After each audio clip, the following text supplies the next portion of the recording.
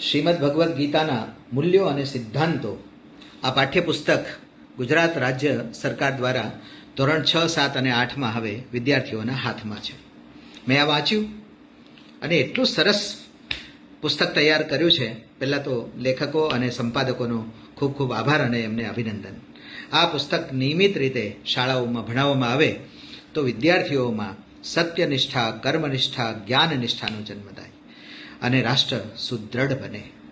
જીવન જીવવામાં ઘણી મુશ્કેલીઓ અને બાધાઓ આવે જ.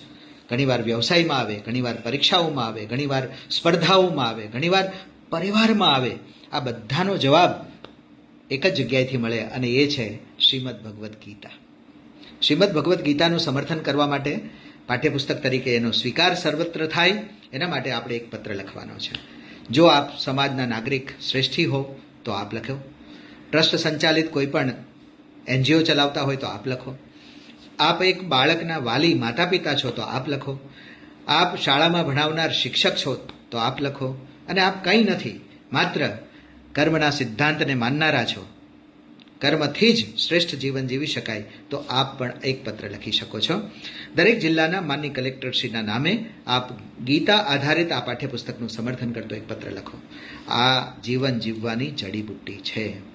આપણા બાળક જ્યારે સ્પર્ધાઓમાં જશે, પ્રતિસ્પર્ધાઓમાં જશે, એ રમતનું મેદાન હોય કે પરીક્ષાનું સમરાંગણ હોય, જો આ પાઠ્યપુસ્તક ભણ્યું હશે તો એ હતાશા અને નિરાશામાંથી બહાર આવશે.